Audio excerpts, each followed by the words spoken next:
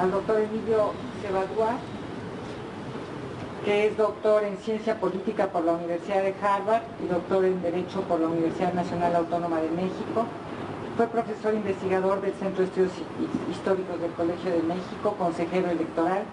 secretario de Gobierno del Estado de Chiapas y diputado federal. Es autor del libro Banqueros y Revolucionarios, la soberanía financiera de México 1914-1929, breve historia de Chiapas y la política económica de México en el Congreso de la Unión 1970-1982. El doctor Cebadúa va a hacer una presentación cuyo título es La historia como lección. Muchas gracias. Muchas gracias. Igualmente agradezco la invitación y la oportunidad de participar en esta conmemoración del 20 aniversario del Fideicomiso Archivos Plutarco Elías Calles Fernando Torreblanca, una de las instituciones dedicadas a la preservación y a la difusión de la historia moderna de nuestro país, que con mayor profesionalismo y eficacia se ha desarrollado durante ya estas 2 décadas. Tuve yo la oportunidad de hacer uso de estas instalaciones y encontrar, hace algunos años, una enorme riqueza en sus acervos y archivos privados que pude consultar para la historia de las relaciones entre los banqueros y los creadores de las instituciones financieras y políticas del periodo postrevolucionario, incluyendo las administraciones presidenciales de Adolfo de la Huerta, Álvaro Obregón y Plutarco Elías Calles. Esas investigaciones contribuyeron a producir la publicación de algunos artículos académicos para el Colegio de México principalmente,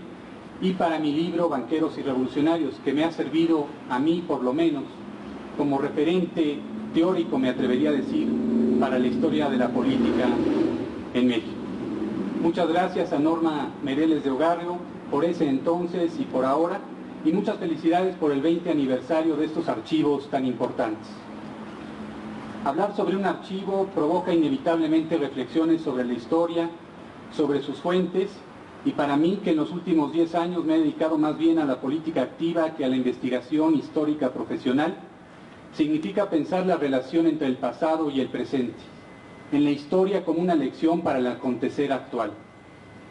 Es por ello que la pregunta obvia que uno inevitablemente se hace es si la historia es en efecto una guía para el presente, y si lo es, bajo qué circunstancias y bajo qué formas. Para responder a esta pregunta, permítanme seguir una ruta un tanto larga, que sin evitar una respuesta simple o directa, aborde algunos elementos relevantes de esta cuestión. Al final, valdrá la pena destacar en particular la importancia de los archivos Calles Torreblanca para el análisis y el debate político del México contemporáneo. Ya el historiador inglés E.H. Carr, ante la pregunta ¿qué es la historia?, explicaba que nuestra respuesta, consciente o inconsciente, refleja nuestra propia posición en el tiempo y forma parte de nuestra respuesta a una pregunta amplia, la perspectiva que tomemos de la sociedad en que vivimos. Como sabemos, desde el siglo XIX, la historia quedó determinada por el positivismo, que desde principios de ese siglo y en protesta legítima en contra de la historia moralizante, expresaba que la tarea del historiador era simplemente mostrar las cosas como realmente eran. Y es que los positivistas que dominaron las ciencias sociales a partir de entonces no han dejado de tener una influencia significativa en el pensamiento intelectual contemporáneo, y en su afán por establecer a la historia en el nivel de una ciencia, contribuyeron al culto de los hechos, y del culto de los hechos al fetiche de los documentos hay un solo paso lógico. ¿Qué no en la obra de Lewis Carroll, autor de Alicia en el País de las Maravillas, se da el siguiente diálogo entre el rey y la reina, cuando el rey dice: ah, el horror de ese momento, nunca lo olvidaré. Sí lo harás, le respondió la reina, si no redactas un memorándum. Pero otra vez Carroll nos alerta: ningún documento nos puede decir más de lo que el autor de ese documento pensó, de lo que pensó ocurrió, o de lo que pensó debió haber ocurrido o pasaría, o solo posiblemente de lo que deseaba que otros pensaran que él pensaba, o incluso solo lo que él pensaba que pensaba. Los hechos no significan nada, pues, hasta que el historiador trabaje en ellos, en los documentos, y los descifre. Y es que en efecto, los datos por sí mismos, considerados de manera individual o incluso de manera colectiva, no producen automáticamente una ciencia o la historia. En una carta de 1861, Charles Darwin escribió: hace unos 30 años se decía mucho que los geólogos debían observar y no teorizar. Y yo recuerdo bien a alguien decir que a ese ritmo un hombre podría ir a un banco de grava y contar las piedras y describir los colores y pensar con ello que estaba haciendo ciencia. Qué extraño, concluiría Darwin, que alguien no viera que toda observación debe ser a favor o en contra de una perspectiva, si va a ser de alguna utilidad. La historia, pues, para ser una ciencia, o más aún, para ser de utilidad, debe contener un análisis, una perspectiva, una explicación, una teoría, explícita o implícitamente. Quizás Diderot lo dijo mejor cuando se dirigió a Voltaire: otros historiadores describen hechos para informarnos de hechos. Usted los describe para provocar en nuestros corazones un odio intenso al engaño, a la ignorancia, a la hipocresía, a la superstición, a la tiranía. Y el odio permanece mucho después de que el recuerdo de los hechos ha desaparecido. Luis González, uno de los grandes historiadores de nuestro país, citando a su maestro don José Gauss, explicaba que ni siquiera todo lo posible de conocer del pasado relativamente remoto es objeto de la historia. Y en 1949, en el Colegio de México, José Gauss expresó que el historiador no puede menos de seleccionar, lo hace en dos dimensiones. Una de ellas, espiga lo memorable. Los criterios de selección que los historiadores acostumbran son cardinalmente tres: el de lo influyente, lo decisivo, lo que hace época en mayor o menor grado; al de lo más y mejor representativo de lo coetáneo; y el de lo persistente, lo permanente, el de lo pasado que no ha pasado totalmente, que sigue presente en lo presente. Según esto, solo lo digno de recordación, sea por su influencia, por su representación o por su tipicidad, es historiable, es objeto de las narraciones verdaderas. A las demás conductas humanas se les expulsa del mundo histórico. Esto, en teoría, es fácil, pero no en la práctica, nos decía Luis González. En cada época, en cada nación y en cada individuo se da un diferente criterio de importancia. El mundo histórico, además de indeterminado, es movedizo, es cambiante. Y es en este contexto, regresando al presente, en el cual la historia de la Revolución Mexicana todavía proporciona los paradigmas y los referentes centrales de nuestra visión sobre la historia. Y más al punto, ofrece hoy en día todavía los paradigmas sobre el Estado y su naturaleza y cómo lo concebimos, sobre el ciudadano y su relación con el Estado y con el quehacer político, sobre la lucha por el poder e implícitamente sobre la lucha de clases en nuestro país, sobre la cultura política y la educación cívica, sobre el papel de las instituciones, de las leyes, de los líderes,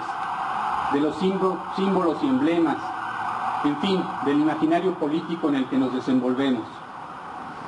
El Archivo Calles Torreblanca es depositario de la historia y por lo tanto es una nueva fuente para revisar, subrayo, revisar la historia de la Revolución Mexicana.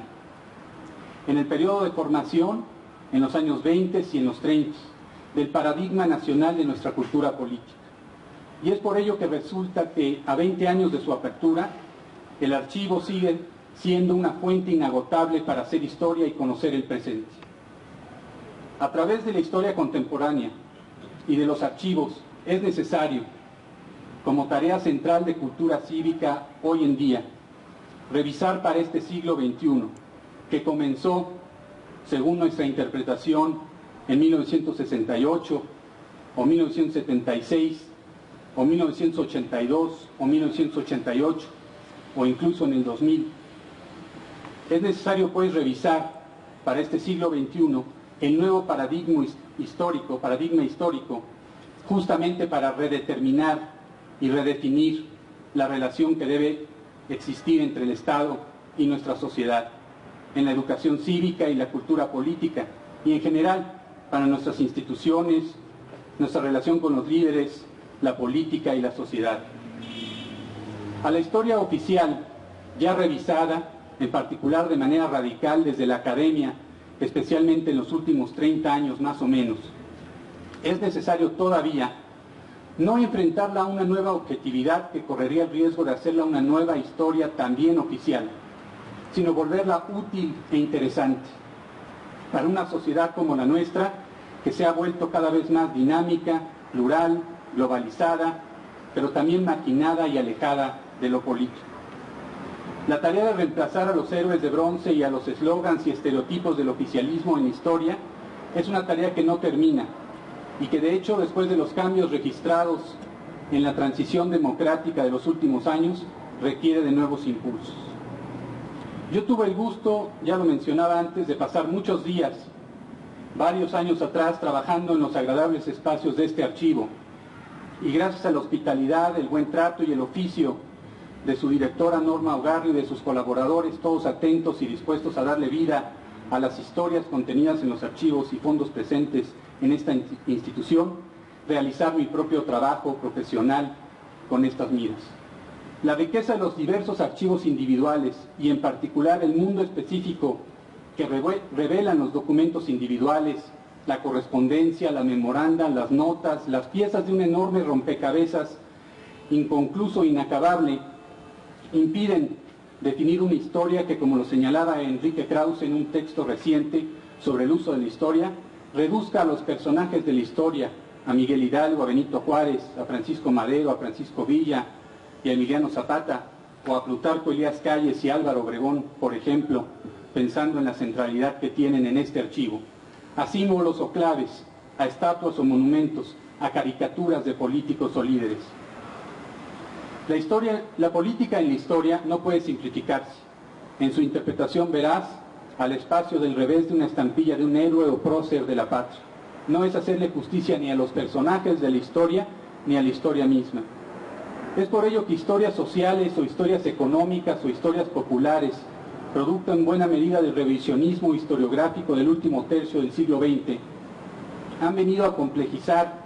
y a hacer más sofisticada incluso la historia de los héroes, de los grandes hombres o mujeres de la historia. Esto no significa, sin embargo, y entre paréntesis, que como Maquiavelo primero y magistralmente lo hizo, la historia no pueda volverse un acervo también de ejemplos para que en forma de lecciones cívicas den luz a las acciones de la política actual. Al celebrar el 20 aniversario del Fideicomiso Archivo Plutarco Elías Calles y Fernando Torreblanca, debemos, pues, hacer nuevamente conciencia del significado y el uso de la historia en nuestro diálogo público, y en particular en el debate de las ideas políticas. Si bien la retórica y hoy en cada vez más la mercadotecnia política han estrechado las fronteras del discurso político, eso no resta para que se busque preservar el rigor académico en el análisis y en el uso de la historia. La primera lección que nos da la historia es que independientemente de los diversos métodos de investigación, de las metodologías que se han desarrollado para hacer historia, incluso de las distintas teorías que existen sobre la historia, la historia, debe respetarse como ciencia del conocimiento y como referencia cultural de una colectividad. Existe, es cierto, una tentación natural, casi inevitable, para el observador presente o para el actor de la historia actual, de ver hacia el pasado para encontrar o bien una guía para la decisión presente e inmediato de un curso de acción, o bien para usarla como referente que sirva para ilustrar, para ejemplificar o para educar a sus seguidores, al rival o al público en general. Justamente, como lo mencionaba, el creador de la ciencia política moderna, Maquiavelo, desarrolló explícitamente este método en su asesoría al príncipe. Menos interés genera entre el político o el líder popular el buscar una explicación profunda en la historia. Eso generalmente se le deja a los historiadores de oficio. De ahí que Marx hizo célebre, al parafrasear a Hegel, al referirse a la repetición, entre comillas, de la historia, al narrar y analizar los acontecimientos relacionados con el ascenso al poder de Luis Bonaparte, cuando si alguien tenía claro el proceso de cambio progresivo como teoría de la historia era precisamente el propio Marx. Sin embargo, él también, como científico social, era producto de una larguísima tradición intelectual que tiene en sus orígenes, entre otros, a Plutarco, quien en sus vidas paralelas, Plutarco, buscó, como lo explica uno de sus prologuistas contemporáneos, estimular el espíritu de la emulación para encontrar en los actos de los héroes una ilustración del bien moral que inspira a otros hombres a seguir. Aunque el propio Plutarco sabía de los límites de su ciencia, al prevenir de que se trataba de una empresa provisional, dependiente del dicho de otros y de la dudosa memoria, de los hechos menguados por el paso ineludible del tiempo y de la historia, aún así consideraba que ese método contribuía a ilustrar la acción cívica en el presente.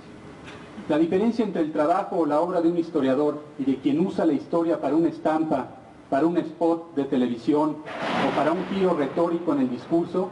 es que, como lo dijo en su momento uno de los fundadores de la historia, Tucídides, mi obra no es una pieza de escritura diseñada para satisfacer al público inmediato, sino que fue hecha para durar para siempre. Es por todo esto que en la coyuntura actual de nuestro país,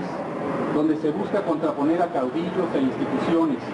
donde se proponen crisis y se requieren soluciones, puede querer verse a la ligera una repetición a la Marx de otra época de la historia moderna de nuestro país, cuando la Revolución Mexicana produjo caudillos y generó tragedias, y generó un vacío que se fue llenando de instituciones mismas que aparecen paulatinamente en los archivos que conforman este acervo histórico que hoy celebramos y reconocemos. Debemos, pues, en conclusión, ser muy cuidadosos y críticos con los paralelismos hacia la época posrevolucionaria o hacia el siglo XIX, que es otra época hoy en día preferida para la comparación. No debemos olvidar que cada periodo de la historia es único y original. No nos escapemos al pasado para evitar el análisis del presente y no abusemos del pasado para intentar revestir de autoridad hechos o acciones ligeras y o frívolas, o por lo menos ordinarias, en el presente.